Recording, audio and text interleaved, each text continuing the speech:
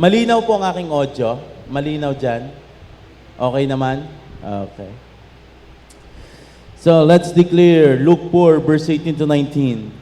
The Spirit of the Lord is upon me, because He has anointed me to preach the gospel to the poor. He has sent me to heal the brokenhearted, to preach deliverance to the captives, and recovering of sight to the blind, to set at liberty the bruised, to preach the acceptable year of the Lord. Let's declare JA1 culture. I am a blessing. I am anointed. I am a deliverer. I am a good follower. I don't destroy, I build. I am not seasonal. I appreciate everyone, everything. I am part of something big. I am partnership with Christ. I'm not extreme. Tayo po lahat yung makupumikit. Tayo manalangin. Oh Heavenly Father, we thank you. We worship you. We glorify you today. Salamat, Panginoon, sa araw na ito. As we celebrate Christmas, Panginoon. Lord, we know and we believe it is your day, Panginoon. That's why, God, kumilos ka sa amin ngayong oras na ito. Maramdaman ka namin, maranasan ka namin. And Father God, alam mo po ang lahat ng aming needs. Alam mo po ang mga salita na dapat naming marinig ngayong oras na ito. We pray and we declare ang matindi mong pagsama, ang matindi mong pagkilos. Punuin kami with your most precious and powerful blood. Punuin kami ng iyong presensya, ng iyong kapangyarihan. Salamat po. We sold everything in your most precious and powerful blood. We declare your victory and the defeat of the enemy. Sa inyo po ang pinakamataas na paporit pagsamba. In Jesus' name, everybody say, Amen and Amen. Praise God. Alright. Yung iba ho ay nagpaalam na hindi talaga sila makakapunta. At tadya namang hindi na tayo nagpilit na ang bawat isa ay makapunta ng ating Christmas service. Kasi nga ay yung iba ay paalis, may lakad, ano? Yan, tinataguan ang kailang mga inaanak. Kaya meron daw inaanak dito sa church, kaya hindi mo na umattend. Yung iba naman ay tunay nga namang hindi na-inform na 8 a.m. ang ating service ngayon.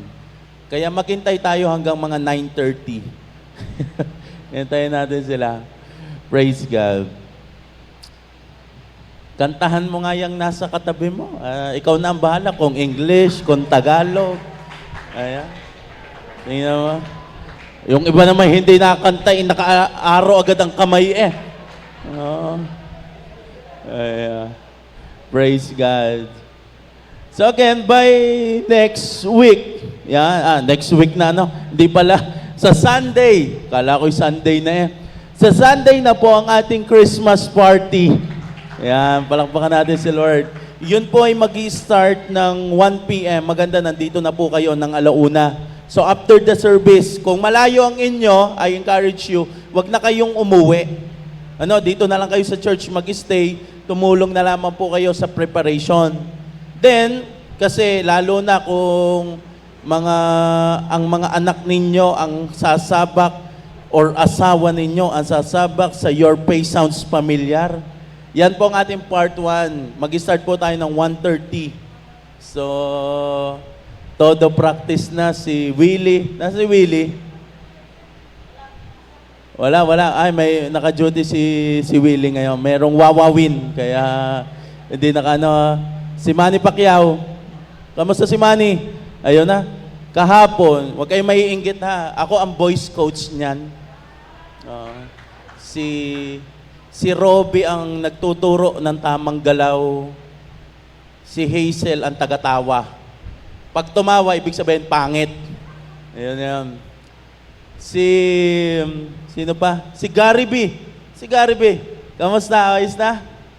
Oo, hinanapan niya ng lahat ng costume. Ang iyong mga backup, okay na. Yan po ay representative ng mga taga-nunong kasto. Kaya talagang pinaghandaan. Sino ang ating number 4? Si Mami D. Ay, Mami D. Wala pa. Nagpa-practice. Ang ating number 5, si Ann Curtis. Wala pa rin. Number 5, si Moira pala. Nasa si Moira? Iyon na. Talaga si Moira ay tahimik lang. Pero nagpa-practice ang mga yan. Si Ann Curtis. Wala pa si Ann Curtis. Si Yoyoy Villame, nasaan na? Wala pa rin. Siya. Ang mga yon ay naghahanda ng matindi yung mga wala. Yan na. Si Justin Bieber nandito sa harapan. Sir, good morning. Welcome to Philippines. Buti ho kayo nakarating. Ang ating mga host, yan. Ang mga yan ay sasayaw at kakanta.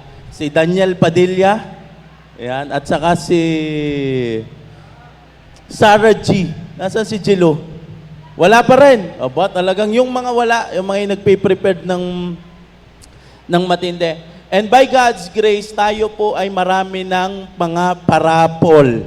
Palakpakan nga natin si Lord. At umattend kayo ng Christmas party, meron pong mga magpapapila. Ano, ibig sabihin, magpapapasko, sanay po tayo doon, nakapila ka, mamimigay, ikaw ay papapaskuhan. Meron na mga nagpalista. Hindi ko lang ma-mention, at ibig sabihin, pag na-mention ko na, bawal nang tumanggi. Pero meron ng mga nagpalista na sila'y magpapapila. Praise God. So sabihin mo sa iyo nasa kaliwat kanan, a-attend ka sa Sunday. Okay, let's start. Last year, pinag-usapan po natin ay patungkol sa The Christ in Christmas. Tandaan nyo pa, sinong umattend ng Christmas service natin last year? Praise God. We talk about the Christ in Christmas. Last year, pinabalik tayo ng Panginoon sa totoong reason ng Christmas. It is Jesus. God is with us. Pinag-aralan natin yon sa Book of Matthew, kung saan dinescribe na ang Panginoong Yesus, He is the Savior of our sins, and also He is our Emmanuel. Yun po ay nasa point of view ng Book of Matthew. Today, tingnan naman natin ang nangyari based sa point of view ng Book of Luke. So pag-usapan natin, good news that will bring great joy. Amen? Ang mabuting balita na magdadala ng matinding kagalakan. Sa Luke chapter 2, nung pinanganak ko ang Panginoong Yesus, nagpakita ang mga angel sa mga pastol. Ibig sabihin, yung mga nag-aalaga ng tupa. Alam niyo naman ho kung saan pinanganak ang Panginoong Yesus? Saan ho? Sa Sabsaban. So for sure, ang makaka-encounter sa kanila ay mga pastol. Dahil ang mga pastol ang nag-aalaga ng mga tupa. Now, dahil ang mga angel ay full of glory, ang mga pastol ay natakot. Kaya ito ang sinabi ng anghel. Luke chapter 2 verse 10. But the angel reassured them. Don't be afraid, he said. I bring you good news that will bring great joy to all people. Palakpakan nga natin ng Panginoon. Ang sabi ng anghel, huwag kayong matakot. Ang dala-dala namin ay magandang balita ng magdadala ng matinding kagalakan sa mga tao. At ano po yung magandang balita ang dala nila? Luke chapter 2 verse 11, the Savior, yes, the Messiah, the Lord has been born today. Sino dito naniniwala ang kanyang Savior, ang kanyang Messiah, ang kanyang Lord ay pinanganak ngayong araw na ito? Amen. Kahapon ako isip na isip, Lord, ano gang ituturo? Talagang I really don't know kasi ang daming kailangang ituro. And by God's grace, nung dinala ko ni Lord dito sa Luke chapter 2, 10 and 11, nung nabasa ko na itong 11, wala na. Tapos na ang laban. Ito na ang gustong ipaturo talaga ng Panginoon. It give me peace. And by God's grace, grabe ang ibababa sa atin ng Panginoon. Amen? Mas palalimin natin ang Luke chapter 2 verse 11. Ang unang description ng mga angel ay ito. Number 1, the Savior. Tagapagligtas. Ang ibig sabihin po ng Savior sa Hebrew ay Yeshua. Sa English or sa atin, we call it Jesus. Sa Hebrew, ang ibig sabihin ay Yeshua. Ang ibig sabihin po nun ay Savior. Ito ang pinakamalalim na meaning ng Yeshua. To save, to deliver, to make wide, and bring freedom. Pwede ngayong oras na ito, tayo po'y familiar na doon sa salitang save and deliver. Bakit? The moment na alam natin ang Panginoong Hesus, tayo iniligtas na, tayo nakatanggap na ng deliverance. Pero anong ibig sabihin ng to make wide and to bring freedom? Ang idea na ito, pag sinabing Savior sa Hebrew, ito pala yun. Ito'y mula sa idea ng masikip na lugar papunta sa maluwag at malayang lugar. So, I will show you a picture. Pakita po natin ang picture. Yan pong picture na yan, ganyan dinidescribe ng mga Hebrew ang ibig sabihin ng Yeshua. Ang status ng tao ay ganito, they are trapped. Hindi lang sila basta trapped. Nandoon sila sa very small place, they are corner, nasasakal, and they are very limited. Ganan ang ibig sabihin ng taong nangangailangan ng tulong. Kapag sinabing Yeshua, ang ibig sabihin nun, merong dumating na may kakayanan na alisin tayo sa ganong sitwasyon. Ibig sabihin pala, kapag binabanggit natin ang salitang the Savior, ang ibig sabihin nun, mula sa masikip, madilim, walang hangin, kapag dumating ang Savior, ilalagay tayo sa open space kung saan we can breathe, stand, and walk again. Ganun no, kalalim ang ibig sabihin ng the Savior. Kaya pala sinabi ng anghel, do not be afraid. Ang dala ko'y magandang balita na magdadala sa iyo ng kagalakan. Bakit? Dahil ang dala-dala ko'y Savior, ang Panginoong Hesus. That is Yeshua, that is Jesus. Dumating ang ating tagapagligtas na mula tayo'y nakasiksik, we are all trapped, nasasakal na sitwasyon, dadalhin tayo ng Diyos sa maluwag at malaya kung saan tayo'y muling makakapagpuri sa Kanya. Ang ibig sabihin ng Yeshua ay ito, hindi lang naawa ang Diyos, siya'y gumalaw din. Hindi mula sa langit, kakaawa naman ang mga anak ko. Hindi. Ang ibig sabihin nun, ang Panginoon ay kumilos. If we can relate it po sa ating buhay ngayon, ang mga tao po, we are all trapped by sin. Sakal po tayo, hold po tayo ng mundong ito. Hindi na natin kayang iligtas ang ating sarili. Kanina po, kagaya kanina nandun sa picture. At si Jesus ang ating taga-rescue. Ang Panginoong Hesus, siya ang ating present rescue. Kaya nga sabi ko, kung alam mo kung saan kayo niligtas ng Panginoon, it will bring you joy.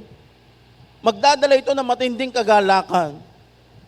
Kapag ang isang tao ay nasiraan ng sasakyan at kailangan niya ng rescue, kapag ang dumating ay kanyang tropa na hindi rin naman maalam sa sasakyan, hindi kay Garnelo, uy, ano nangyari? Nasiraan ako.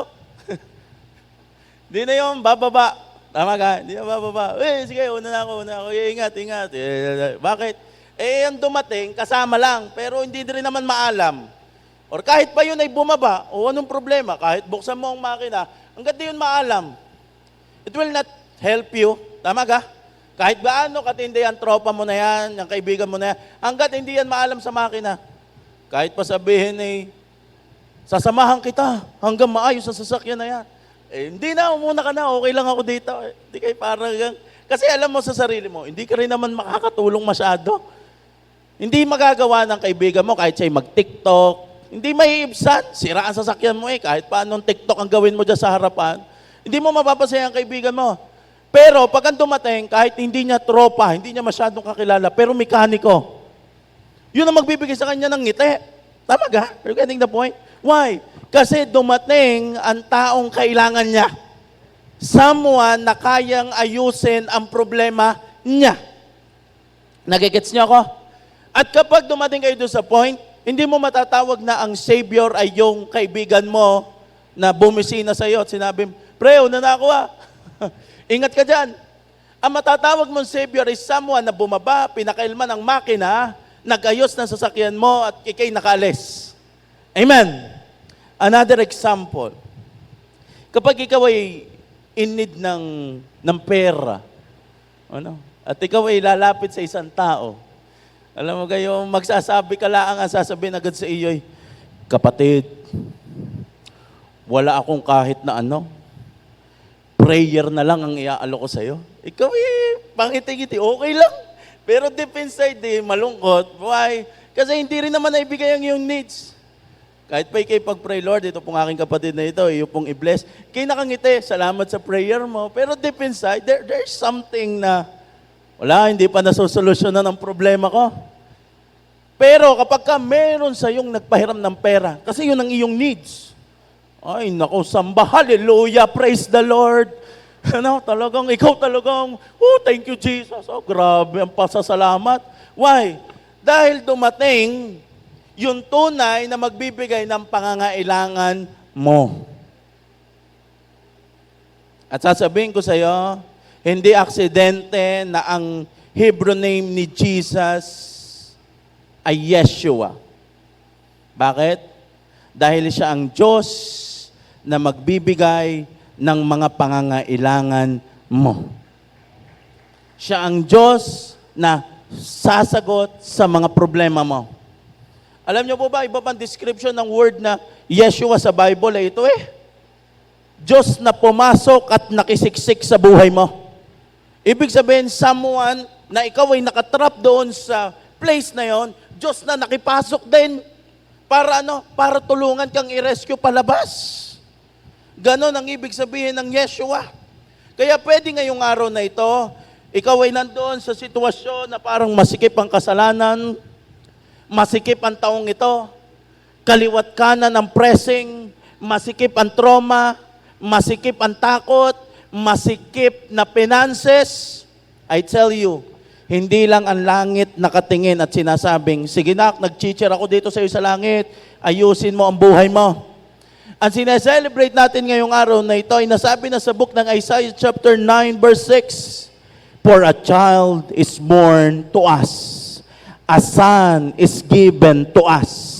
The government will rest on his shoulder, and he will be called Wonderful Counselors, Mighty God, Everlasting Father, Prince of Peace. Bago natin ma-declare yung mga magagandang description, doon pa lang sa una a child is born to us. A son is given to us. Ang ibig sabihin noon, yung masigip mong buhay, yung corner mong buhay, gusto kitang i-remind, a Savior has been born today. Ang Panginoon ay ipinanganak ngayong oras na ito para i-remind ka. Mula sa sitwasyon na anong meron ka ngayon, dadalhin ka niya uli sa lugar na kung saan you can breathe, stand, and walk again. Kahit pa anong tindi ng mga pressing na yan, sasabihin ko sa iyo, ang Panginoon ay makikialam sa iyong buhay. Kaya every time pag nararamdaman mo parang medyo masikip ng kaunti, parang medyo maganito liya, at sasabihin mo lang ito, my Savior, or Yeshua. Ibig sabihin, tinatawag mo ang Diyos na maglilipat sa iyo mula sa kalagayan na yan, mula sa open space na kung saan malaya ka uli. Amen? Kaya the more kang pinepress ng mundo, always declare His name. Ibig sabihin, He is your Savior. Yung mga pressing na yan, yung mga pressure na yan, makikialam ang Panginoon diyan. Amen po ba? Next, number 2, the Messiah. Luke chapter 2 verse 11, the Savior, ang pangalawang description, the Messiah. Bakit sobrang tindihon ang meaning ng salitang Messiah? Bakit ito yung magandang balita na magdadala sa atin ng great joy? Ito kasi ang ibig sabihin nun, pag nalaman mo na ang Panginoong Yesus ang iyong Messiah, ang ibig sabihin nun na ito, ang buhay mo ay may direksyon, may plano, at patutunguhan. Sabihin mo sa iyo nasa kaliwat kanan, ang buhay mo ay may direksyon, may plano, at patutunguhan. Noon dumating ang Panginoong Yesus, napatunayan nila na tunay nga, may plano nga ang Panginoon. Sa Hebrew, pag sinabing Messiah, it means Mashiach. Sa Messiah, ang ibig sabihin nun, the Anointed One. Kaya pala, when we say Jesus the Anointed One, ang ibig sabihin nun ay Jesus the Messiah. Pinili ng Diyos, sinugo ng Diyos, may mission ang Diyos, at may layunin ang Diyos. Now it makes sense. Kami po ay parang nung isang araw ay nagmumotor, napadaan kami sa church. We're talking about the church. Sabi ko, iba naman talaga, hindi naman sa we're blessed because we are part of JA1 family. Amen? Jesus the Anointed One Church. Kasi, nung kami pinag-uusapan yon, ang simbahang ito, actually, it's not the JA1 Taal, yung main church pa natin, mula ka na Apostle Bishop Art. Ang simbahan namang ito ay nabuo talaga dahil ang Diyos ang nagsabi. Amen? It is not created by the idea ng isang tao, kundi ang simbahan natin, the history ng ating pong church, ito talaga created, narinig talaga ang tinig ng Panginoon. At noon si Apostle Bishop, nung binuksan niya ang Bible, dinala siya sa book ng Genesis chapter 12, verse 1 to 3. Now, kaya ang Panginoon din ang nagsabi ng pangalan ng church, Jesus the Anointed One. Ay tunay naman pinatunayan ng Panginoon na sobrang powerful talaga ng pagkilos niya sa ating simbahan. Amen? Ano ba po ang status ng ating church? For 27 years, by God's grace alone, ang JA1 po ay tayo po'y umabot na ng 375 churches nationwide and worldwide. Magsabi ka ng bansa, and by God's grace, possible, may JA1 dyan. At alam nyo po ba, simula pala nung nag-start ang church, hanggang ang church ay lumago na, hindi nagbago ang purpose ng JA1.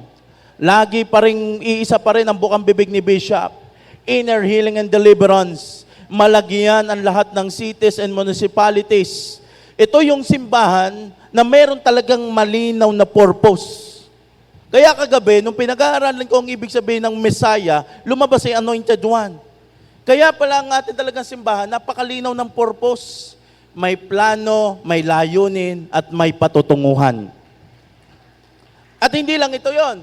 Tinanggap natin ang pangakong ito, we part of this umbrella, that we are belong in this church. Kaya po tayo ngayon ding oras na ito ay pwede rin natin tanggapin na ang Diyos ay may plano sa iyo, may layunin sa iyo, at merong patutunguhan ang buhay mo.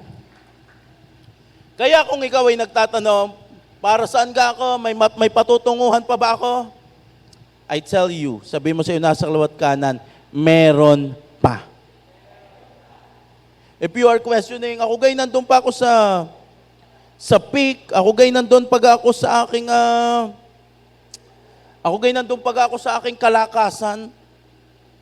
Alam mo, kahit paano sitwasyon mo, kahit paanong edad mo, meron ka pang patutunguhan. Kung tinatanong mo kung magtatagumpay ka pa, yes, magtatagumpay ka pa. Bakit? Dahil ang Mesiyas ay dumating.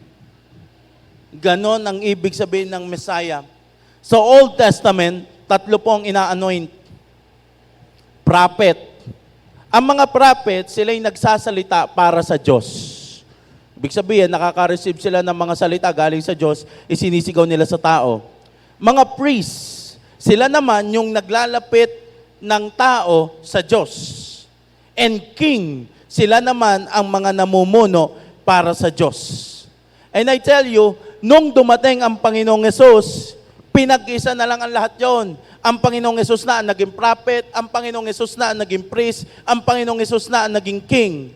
Ang ibig sabihin, ang Panginoong Hesus ang nagpakita na ang plano sa iyo ng Diyos ay ito, buo, sapat, at ganap. Hindi ito basta lang, ang Diyos na ang kumpletong solusyon. Pastor, para pong wala nangyayari sa buhay ko. Alam nyo ba, yung mga kausap nilang mga pastol, in the book of Luke,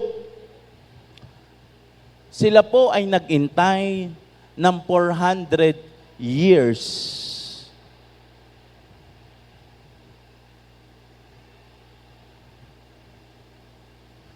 Wala silang narinig na prophet, tahimik ang langit, parang walang sagot ang Diyos. Kaya nung nag-appeared ang angel sa mga pastol, ang sabi agad nila, ang dala namin magandang balita na magdadala sa iyo ng kagalakan. Bakit? Because the Messiah, ang ibig sabihin, Diyos na tapat sa kanyang pangako, Diyos na may layunin sa iyong buhay, ay ipinanganak na. Ibig sabihin, meron ng katuparan, pinatunayan ng Diyos na tunay siya sa kanyang mga salita. Kaya kung ikaw ay nasa ganong sitwasyon, ikay naghihintay ng mahabang panahon, nakaranas ka ng paulit-ulit na pagkabigo, parang tahimik ang langit sa iyo. Ako po'y excited na sabihin to sa iyo na parang anghel, your Messiah has been born today. Akala mo'y tahimik ang Diyos sa buhay mo, pero may ginagawa siya na hindi mo nakikita. Tanggapin mo ang Messiah joy. Sabihin mo sa iyo nasa luwat kanan, tanggapin mo ang Messiah joy. Ano po, Pastor, ang ibig sabihin nun?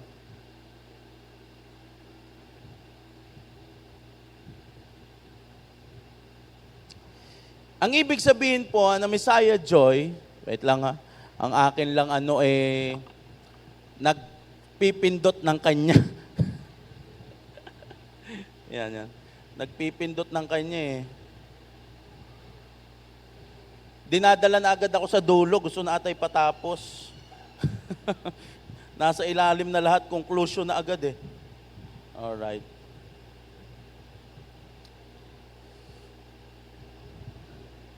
Ano po ba yung Messiah joy? Ito po yon. Ito po yung taong matagal na nag-iintay. At kapag naramdaman na niyang malapit na yung kanyang answered prayer, magkakaroon na siya ng kagalakan. Are you getting the point? Ito yung antagal mo nang inintay, tapos ikaw na ang kasunod. Yun yung Messiah joy. Ito yung best example, ayuda. O, kaya naman, sino dito mga nakatanggap ng ayuda? Di kayo sa unang pasok mo sa covered court, kung saan man tatanggap ng ayuda, ikaw ay puro ka reklamo. Bakit? Pagkakahaba ng pila. Hindi mo matanaw ang dulo. Amen? Hindi mo matanaw. At sabi kayo nakapila doon. Ikaw ay Ikay habang-haba. Parang hindi nakakaroon ng proseso. Mainit. Parang hindi naipod. Nakakapagod. Mabagal. Kaya yung iba na naiinip, nauwi na. Hindi na kayang hintayin yung tagal. Nauwi na. Pero, habang ikaw'y naka-stay doon sa linya, maya-maya matatanaw mo na. Iyon na. Pagka natatanaw mo na ikaw ay mga pang-20 na, natatanaw mo na yung box, natatanaw mo na nagbibilangan na doon at yung iba'y naperma, nangiti ka na pa unti-unti. Tama ka? Because alam mo, ako na ang kasunod. Ako'y malapit na. Nawawala ng iyong pagod, yan na. Nagkakaroon na ng ngiti. Kanina galit na galit ka kay Mayor. Pag malapit ka na salamat po Mayor. Talagang iba yung Messiah joy Yung alam mong ikaw na ang kasunod. Ang ibig sabihin nun, nakikita mo na may direction, may nangyayari. At gusto kong sabihin sa iyo ngayong oras na ito, ang buhay mo'y may direction, may nangyayari, nakapila ka, at mamaya lang, kasunod ka na. Ang buhay mo'y hindi basta na. Hindi ito random. Hindi ito palakasan. Hindi ito paswertihan. Hindi ito maalin, maibataya. Hindi ganon. Hindi aksidente ang iyong buhay. Ang Messiah ay pagpapakita na ang Diyos ay may ginagawa kahit hindi mo nakikita. Hindi ka supporting cast lang ng buhay ng iba. Alam mo yung parang si ang main character dito. Ako'y lang, yung best friend na nakasakay lagi sa tricycle. Or ako lang yung, hindi ka ganoon, hindi ka extra. Ang bawat isa sa atin, merong magandang layunin ng Panginoon. Amen? Kahit hindi mo nakikita, may inaayos ang Diyos. Colossians chapter 1, verse 15 to 17, the Son is the image of the invisible God, that is Jesus, the firstborn over all creation. Verse 16, ito yon, ang Panginoong Hesus ang tinutukoy dito. For in Him, all things were created. Things in heaven and earth, visible and invisible, whether thrones or power or rulers or authorities, all things had been created through Him and for Him. Lahat daw ng bagay ay nalikha sa pamamagitan ng Panginoong Hesus at para lamang sa Panginoong Hesus. Kaya ngayong oras na ito, simulan mo nang i-align ng iyong buhay na through Him and for Him. Gusto mo ng breakthrough, answered prayer, blessing, then gawin mo siyang center ng iyong buhay. Lahat ay para sa Kanya. Lahat ng meron ka is for Him. Ano sinabi sa verse 17? He is before all things, and in Him all things hold together. Ang ibig sabihin, ikaw na naka-align ang buhay mo sa Panginoong Hesus, in Him all things hold together. Ibig sabihin, kahit yung parang pinakawalang sense na season mo na parang tahimik ang Diyos, lahat yan ay tagpi-tagpi, lahat yan ay magkakakonekta sa Panginoon. At pag alam mo na ang Diyos ang Mesaya, ibig sabihin, kahit anong mangyari sa buhay mo, meron kang peace, meron kang tiwala, meron kang hope. Bakit? Kasi malinaw, may layunin ang Diyos sa buhay mo. Kapag tahimik ang Diyos, may inihahanda siya. Sabihin mo sa'yo, nasa kaliwat kanan, walang nag-surprise ng maingay. Si Ivan lang yon. Pag birthday ko, yan ang laging ina-add pa ako sa GC. Kaya yan ay palagay ko sa mga susunod ay hindi na yan kasali sa plano. At yan ang maingay. By God's grace, ganun ang Panginoon. Kahit parang walang ginagawa ang Diyos, meron siyang inihahanda, meron siyang layunin, meron kang direction. Merong purpose ang Diyos sa iyong buhay. Amen? Last, the Lord. Luke chapter 2, verse 11, the Savior, yes, the Messiah, the Lord, has been born today in Bethlehem, the city of David. Kung sa number 2, may direction ang buhay mo, pag sinabi namang Lord, ang ibig sabihin nun ay relax. God is in control. Why? Nung binanggit ang salitang Lord, ang ibig sabihin po nun na ito, supreme authority, master, one who has the final say. Pag binabanggit natin ang salitang Lord, ang tinatawag natin ay someone na merong authority sa lahat. Siya ang master ng lahat at siya lamang ang laging merong final say. Kahit paanong haba ng pulong, laging merong isang tao na siya ang tunay na magdidesisyon kung oo or hindi. At sasabihin ko sa iyo, kahit paanong status ng buhay mo, merong isang Diyos na nasa langit na magsasabi kung oo or hindi. At sasabihin ko sa iyo, yung Diyos na yan na merong control ngayong sa iyong buhay ay ipinanganak ngayong oras na ito.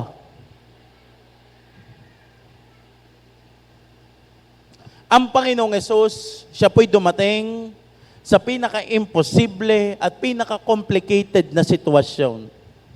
Alam nyo, dumating ang angel kay Mary. Sabi ng anghel, pinagpala ka sa lahat. Ang sabi ng anghel, ikaw ay magbubuntis at ipapanganak mo siya, ipapangalan mo sa kanya ay Jesus. At dinescribe ng angel kung sino ang Panginoong Jesus. At ano ang sagot ni Mary? Luke chapter 1 verse 34, Mary as the angel. But how can this happen? I am a virgin. Parang ikaw ay magbubuntis at papangalanan mo yung Panginoong Hesus at ang Panginoong Hesus, yung bata na yan, siya magdadala ng kaligtasan. At ang sabi agad ni Mary, ay ganito, paano ito mangyayari? Ay ako'y wala pang asawa. Ikakasal pa lang. If we will assess, imposible na ikaw ay magkaroon ng baby. Sa human perspective, it is very impossible. Paano ka mabubuntis eh, wala pang asawa? Antindi ni Lord, ano? It's either ang mga pinapangakuan niya, ang sinasabihan niya mga manganganak, yung baog, yung imposibleng magkaanak, yun pa ang pinangakuan, magkakaanak ka. Alin pa, yung mga maed, yung mga may edad, yung mga 99 years old, yan ang mga pinapangakuan ng Panginoon. Kaya mga, para talagang very impossible naman. Ito naman kay Mary, iba to. Siya ay ikakasal pa lang. If we will assess, si Mary talaga ay pinrotektahan ng Diyos kasi parte talaga siya ng plano. Ibig sabihin, talagang hindi talaga siya binahira ng kasalanan. Siya talaga ay perfect vessel para sa Panginoong Hesus. Now, ang Diyos natin ay nagawa lampas sa human understanding. Kung sa paningin natin, hindi na ito pwede, kung sa paningin natin, ito'y imposible, well, sasabihin ko sa iyo, ang Diyos na ating sinasamba ay lampas sa ating mga limitasyon. Kung ang tao ay limited, kung sa tao ay imposible, well, sa Diyos ay posible. Kahit paanong imposible nito sa atin, si Lord, ito'y imposible, pwede, available. Bakit po? Ano sinabi sa verse 35? The angel replied, tinatanong ni Mary, paano mangyayari yun? Ako'y wala pang asawa, ikakasal pa lang siya kay Jose. Verse 35, the angel replied, the Holy Spirit will come upon you, and the power of the Most High will overshadow you. So the baby to be born will be holy, and he will be called the Son of God. Sino po dito ngayong oras na ito excited? Na kahit na anumang sitwasyon na meron ka, dadating ang banal na Espiritu sa iyong buhay. At hindi lamang ito basta simple presence, ito ay divine power. Bakit? Ang sinabi doon, the Holy Spirit will come upon you and the power of the Most High will overshadow you. Ibig sabihin, merong mangyayaring divine empowerment. Yung Lord na merong supreme authority and final say. Yung imposible sa'yo, yung walang pag-asa sa'yo, sabihin mo sa'yo nasa kaliwat kanan, hahataw ang Diyos. Kikilusan niya ng Panginoon. Kaya i-declare mo nga yan sa'yo nasa kaliwat kanan, the Holy Spirit will come upon you. And the power of the Most High will overshadow you. Kaya kung ikay nasa sitwasyon na ngayon, ikay hirap-hirap in all aspect, may sakit na parang walang lunas, relationship na parang walang pag-asa, sitwasyon na kung saan napakadiin, the Holy Spirit will come upon you. At ang kapangyarihan daw ng Most High ay sasakupin ka, kikilo sa iyong buhay. Pwede ngayong oras na ito, ordinaryo ka lang. Hindi napapansin. Tingin sa iyo'y palamunin. Aray. Abala. Dagdag gastos. Dagdag buhatin. Sasabihin ko sa iyo, your Lord has been born today. Magigi kang extraordinary. Yung akala mo ordinaryo ka lang, kikilusan ka ng Diyos. The Holy Spirit will come upon you, and the power of the Most High God will overshadow you. Gagawa ang kapangyarihan ng Diyos sa iyong buhay. Ano sinabi sa Luke chapter 1 verse 37? For nothing is impossible with God. Sabi mo sa iyo nasa laot ka na, walang imposible sa Diyos. Maybe you are limited by your time, limited by your finance, limited by your energy. Well, nothing is impossible with God. Maybe akala mo, huli ka na ngayong oras na ito. Maybe akala mo, wala ka na sa chance na yan. Well, walang imposible sa Diyos. Kailangan mo lang i-check ngayon ang iyong buhay. Sino ang Diyos sa buhay mo ngayon? Do you live in spirit and in truth? Sabi mo sa iyo nasa kaliwat kanan, huwag ka nang mag-shortcut. Alam mo, ang tao, kahit anong bilis ng kanyang takbo, kung sala ang direction, hindi pa rin makakarating. Amen? Kahit paanong takbo mo, ikaw naman pala ligaw, hindi ka pa rin makakarating. Pero kapag kay Jesus, ito yung tinatawag natin, slowly but surely. Kaya ngayong oras na ito, tanggapin natin ang araw na ito na may punong-puno ng kagalakan. Huwag natin bastahin ang pagse-celebrate ng Christmas. Itong sineselebrate natin na Christmas, bukod sa akala natin, ito ay family outing, family reunion, company, whatever it is.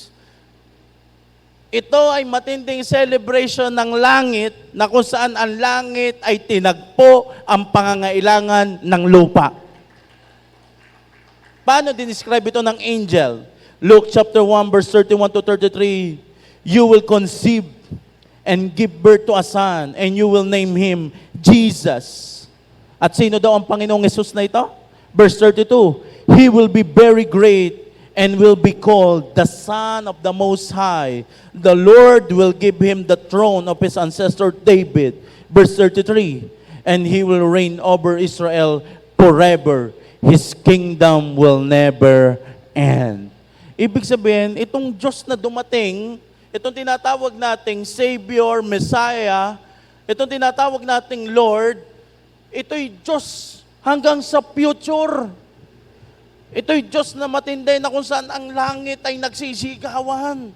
Kapag nagbabanggit ang Panginoong Hesus, kahit ang mga demonyo ay naglalayuan. Why? Napakatindi nito. Kaya as we celebrate this Christmas, iyan na. Sabi mo sa iyo nasa kaliwat kanan, hindi ito pang long weekend mo lang. No. Hindi ito reward mo for your whole year of working.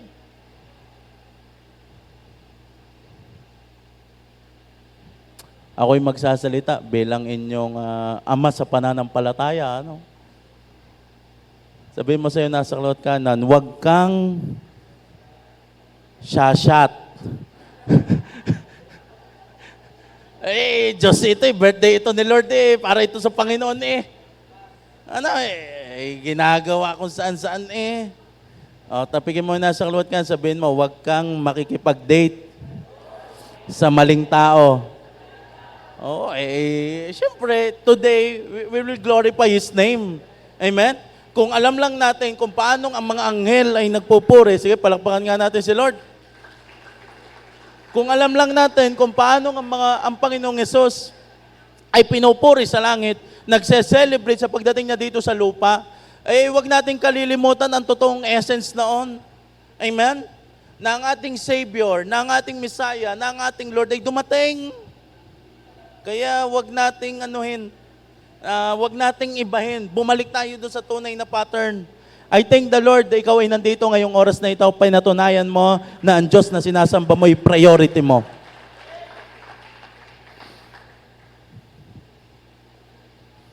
Kaya sabi ko, tatakbo akong sa marathon. Sabi ko, dapat pala ang Christmas tanungin na lamang kung anong gagawin sa Christmas. Pagka hindi tunay na i-celebrate ang Christmas, lagyan na ng pasok. Yun laang walang pasok ang tunay na magse-celebrate. Nawawala Inaabangan ng Christmas kung ano-ano mga ginagawa. Amen? Sabi ang KJ nyo naman, hindi naman. Bukas na lang, 26. Like what I said, itama natin ang alignment ng araw na ito. Gawin natin ito na kung saan, go back to the real. Let's worship the Lord. Celebrate with your family. Enjoy this day while glorifying His name. Amen? Enjoyin natin ang araw na ito habang napaparangalan natin ang Panginoon. May I call the keyboardist? Noong ang Panginoong Yesus ay dumating, halos ang langit na po'y sumabog. At ang lupa ay sa matinding pagkilos ng langit. Heto ang joy na gusto ko pong sabihin sa inyo ngayong oras na ito. Ang magandang balita na magdadala sa inyo ng kagalakan. Ang ating Savior na magliligtas sa atin mula sa masikip na sitwasyon, na magdadala sa maluwag na sitwasyon. Ang Diyos na mayroong plano, layunin at may direction sa iyo. Ang Diyos na mayroong final say, siya po ang sineselebrate natin ngayong oras na ito. Amen? It will bring you a great joy. At kagaya ng mga anghel, sabi nila, He will be great and will be called the Son of the Most High God. The Lord will give Him His throne of His ancestor David. And He will reign over Israel forever. His kingdom will never end. At bilang tanda na we want to celebrate our Lord, wala tayong ibang gagawin ngayon kundi purihin ang Panginoon. Amen? May we please stand right now?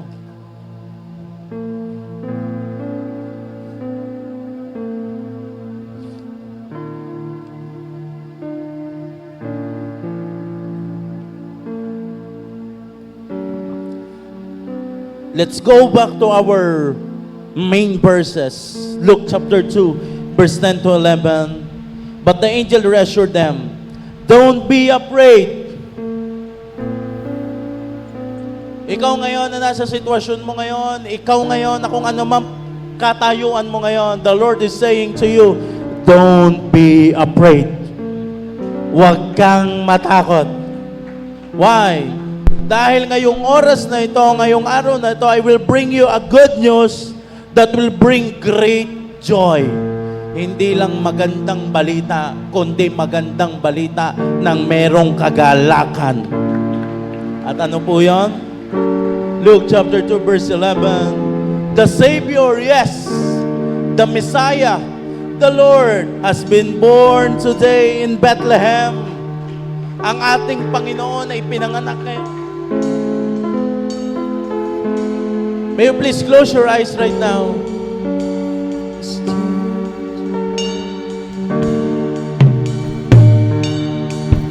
Oh, trust in the name so bright, precisions your name stands above them all.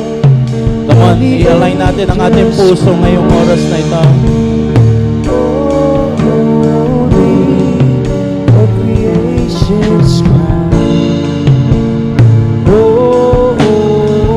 Come on, let's declare this song. Sing high, holy, holy forever. And the angels cry, Tama natin ang ating puso ngayong oras na ito. Na ang Panginoong Yesus, ang Panginoong Yesus, He is your Savior. He is your Messiah. He is your Lord. Come on, declare His name, declare His name. the angels cry, holy, all creation's cry, holy, you were lifted high, holy, holy forever. Come on, declare His name. Angels cry,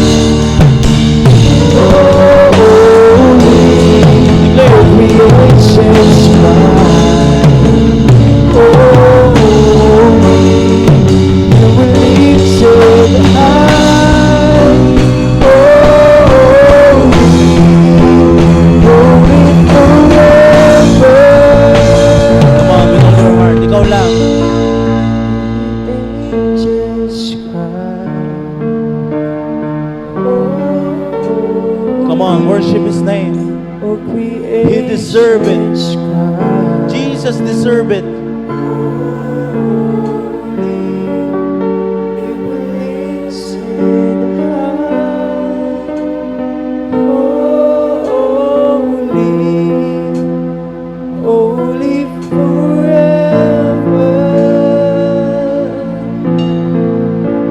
Come on, declare His name. Just cry. Oh, holy, oh, creation's cry. Oh, holy, you will listen high. Oh, holy, holy forever. Para sa lahat ng mga taong naniniwala, And the angels cry. na ang kanyang Savior, na ang kanyang Messiah, na kanyang Diyos Oh, holy, ay ipinanganak. you will listen high. Come on, give God the best worship. Holy, Come on, give God the best worship. when you people say, oh, holy, to the King of Kings. Oh, holy, you will always be. Holy, holy forever. Come on, just close your eyes as you worship Him. Lord God, we pray and we declare, Panginoon, Lord, we know and we believe, Panginoon, ito'y magdadala sa amin ng magandang balita, na magdadala sa amin ng kagalakan, na kung saan ang aming pong Savior, ang Diyos na may kakayanan na iligtas kami kung saan man kami natatrap na sitwasyon ngayong oras na ito, at dadalhin mo kami, Lord God, sa place na maluwag, na kung saan we can walk, breathe, and stand again in the mighty name of Jesus. Lord, I pray, katagpuin mo po ang bawat isa ngayong oras na ito. Lord, sa bawat isa na naghahanap ng direction, layunin, purpose ng kanilang buhay, Lord, I pray that this word, your word, ay magdadala sa kanila, Lord, ng great joy, knowing na ang Messiah, na ang Panginoong Jesus ay may layunin, may plano, at ang kailang buhay nila ay may direksyon at may patutunguhan. I tell you, may plano, may layunin, may direction ang Diyos sa inyong buhay. In Jesus' mighty name. And Lord, I pray, you are the Lord. Ikaw ang merong final say. Ikaw ang merong authority. You are the Master. Oh, in the name of Jesus. Lord, I pray, anumang uri ng sakit at karamdaman, ikaw po ang merong final say. Ikaw po ang merong authority. In the name of Jesus. Lord, anumang nasira sa aming buhay na napaka-imposible na, Lord, I pray, ikaw ang merong final say. Ikaw ang may authority. In the mighty name of Jesus. At kung ikaw yon at nananampalataya ka doon, come on, declare and worship the Your Lord. name is the highest. Your name is the greatest. Your name stands above them all thrones and dominions, no power and positions. Your name stands above them all, and the angels cry. Oh, holy, for creation's cry. Oh, holy, you listen high. Oh, holy forever. Come on, declare. Your sin,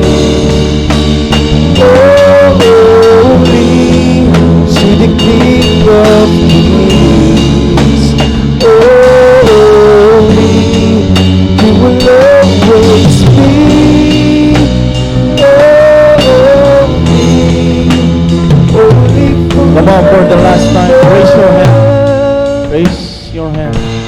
Declare. And the angels cry, holy, all creations cry,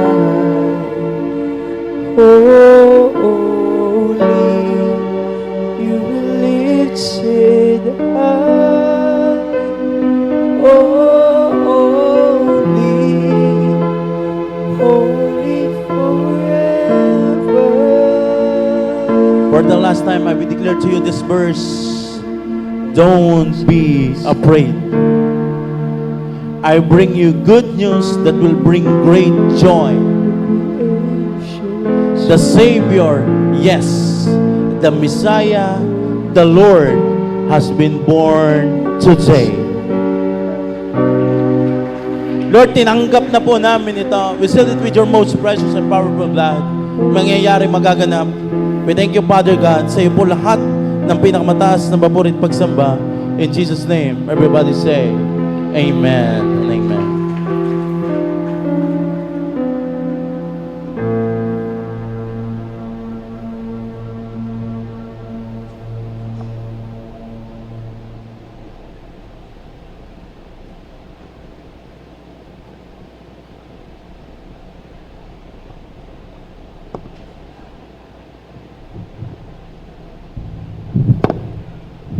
Praise God. So, tayo po ay magbibigay na sa atin pong Diyos, sa atin pong hawakan ng ating pong mga sobre. Diyan po sa inyo pong upuan, nandyan po ang envelope. You can personally write your prayer request para po atin pong maipanalangin personally po dito sa simbahan. Ganon din po sa nanonood sa atin sa live. Meron po dyan nakapresent sa screen. Tama ba, media team? Na transactions po natin online, you can send it or contact your A-group leader para po sa atin pong transactions online. So let's pray. Atin pong ipanalangin ang atin pong ibibigay at ibabalik po sa ating Diyos.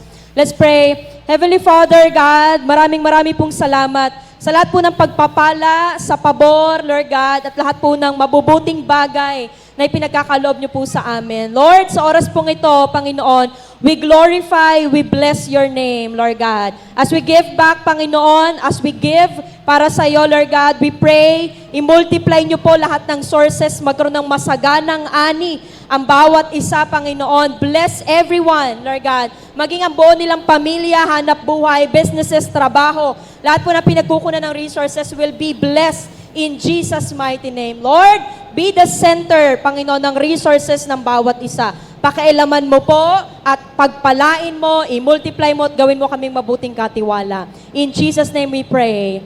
Amen. Thank you, Lord. Pwede na po tayong magbigay.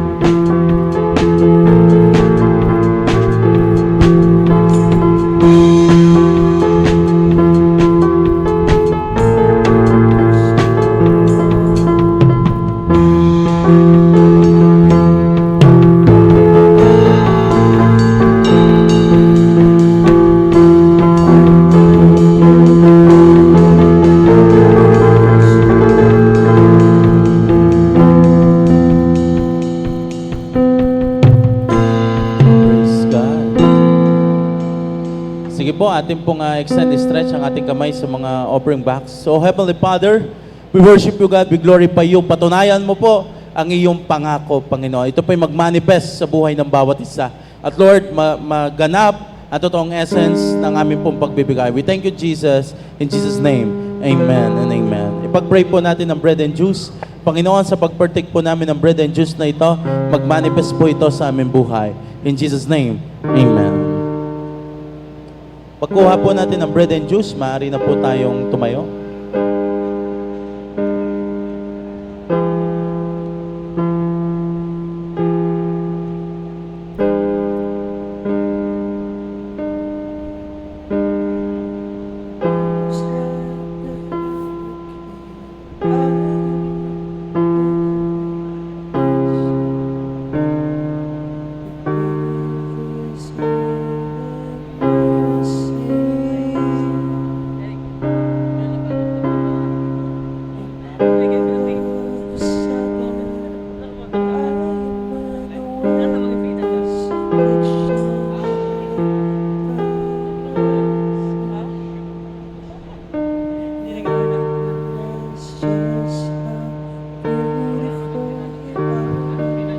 para po sa lahat ng meron na. Sapagkat tuwing kakain kayo ng tinapay na ino at iinom sa kopang ito, ipinapahayag ninyo ang kamatayan ng Panginoon hanggang sa kanyang muling pagparito. Ang sino mang kumakain ng tinapay at umiinom sa kopa ng Panginoon sa parang di nararapat, ay nagkakasala sa katawan at dugo ng Panginoon. Kaya dapat siyasatin ng taong kanyang sarili bago siya kumain ng tinapay at uminom sa kopa. Tayo po lahat ay humingi ng tawad sa Panginoon. Ito ang katuruan tinanggap ko sa Panginoon at ibinibigay ko naman sa inyo. Noong gabi siyang ipagkanulo, ang Panginoong Hesus ay dumampot ng tinapay, nagpasalamat at pinagpirapira sa iyon at sinabing, ito ang aking katawan na inihahandog para sa inyo. Gawin niyo ito bilang pag-alaala sa akin. Sabihin po natin lahat, Panginoong Hesus, marami pong salamat. Ako po'y magaling na sa lahat ng aking sakit at karamdaman. In Jesus' name, Amen. Kainin po na.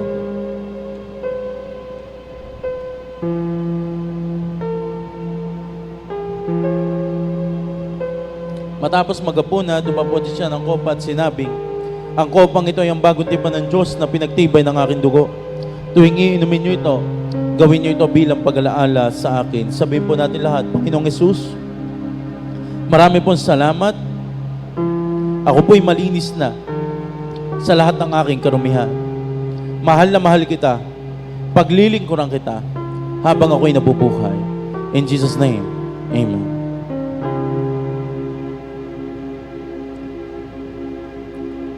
Praise God. After this po, tayo po ay, it's up to you kung kayo po ay mag-A group with your A group or you can go home or kung meron pa po kayong lakad, it's okay. Ano po, we don't have mentoring. Meron na lang po mga tao na amin ang tinawag para mag-stay. Meron lang mga kailangan mga pag-usapan. But the rest, you can enjoy, gawin nyo ang gusto nyong gawin after this. Praise God. Sige po, tayo po ay manatili nakatayo at ideklara po ang